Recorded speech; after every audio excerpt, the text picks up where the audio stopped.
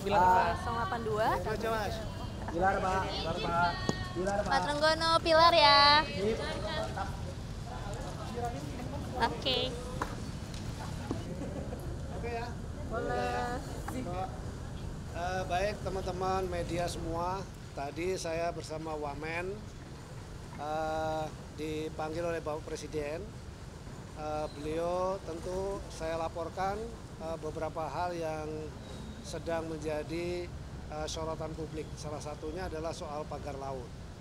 Saya sampaikan juga hal yang sama itu terjadi tidak hanya di di Tangerang, Banten ya, tetapi juga di Bekasi.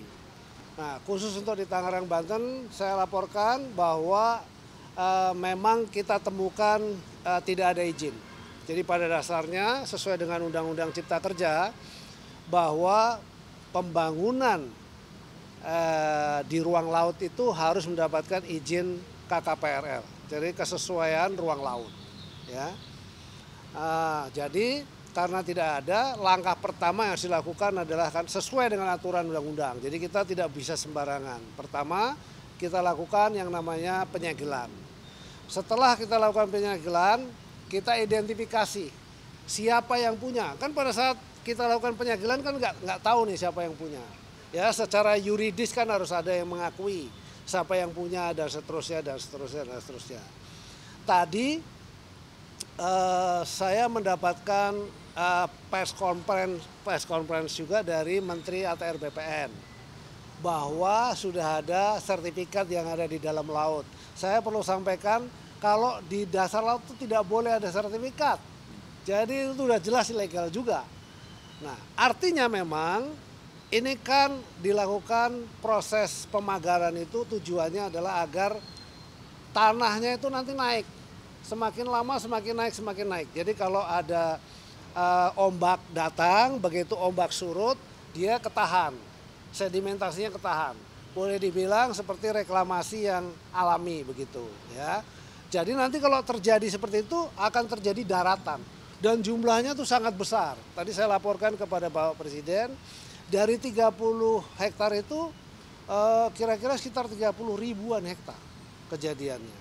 Nah, kan itu sangat besar. Nah, di bawahnya ternyata menurut identifikasinya dari Pak Menteri ATR BPN itu sudah ada sertifikatnya. Yang atas nama siapa saya tidak hafal ya. Teman-teman bisa cek sendiri. Dan itu nanti tiba-tiba nongol tuh sertifikatnya tuh. Kalau sudah dia berubah menjadi daratan, itu nanti dia akan nongol sertifikatnya. Tapi bagi kami sekarang ini itu tidak berlaku. Kenapa? Karena pasti yang namanya kegiatan di ruang laut ya tidak boleh. Di pesisir sampai ke laut tidak boleh, harus ada izin. Itu yang terjadi. Tadi arahan Bapak Presiden satu, selidiki sampai tuntas secara hukum supaya kita harus benar koridor hukumnya. Apabila tidak ada itu harus menjadi milik negara. Nah, itu kasusnya seperti itu. Nah, karena kemarin juga ada pembongkaran yang dilakukan oleh TNI AL, maka tadi kita sudah koordinasi juga dengan Kasal. Tadi sudah rapat dengan Kasal dengan jajarannya. Tentu setelah kami dipanggil oleh Bapak Presiden ini kita juga akan koordinasi lagi dengan beliau. Dan kita sudah putuskan nanti hari Rabu kita akan berkumpul. Jadi tidak hanya TNI Angkatan Laut tetapi juga ya Bakamla juga kita ikutkan, terus Baharkam kita, karena gini nggak ada yang ngaku. Dulu pernah ada dari media mengatakan bahwa dari IDX channel itu yang namanya Persatuan Nelayan Pantura gitu-gitu. Tapi kita panggil nggak ada yang datang tuh. Jadi tadi saya dapat laporan, tadi siang dapat laporan, katanya besok mau datang. Oh, alhamdulillah kalau mereka datang kita akan usut, jadi lebih mudah. Tapi intinya tadi saya laporkan begitu, apabila tidak itu menjadi haknya negara, karena itu udah pasti terjadi abrasi-abrasi. Tapi sisi lain, karena kita sudah janji untuk mencabut, maka nanti secara bersama-sama dengan seluruh pihak, ya supaya tidak salah juga. Kalau KKP sendiri yang cabut nanti bisa digugat, dari tiba-tiba ada yang gugat kan repot. Secara hukum itu kita harus perbaiki. Jadi sesuai arahan dari Pak Presiden gitu.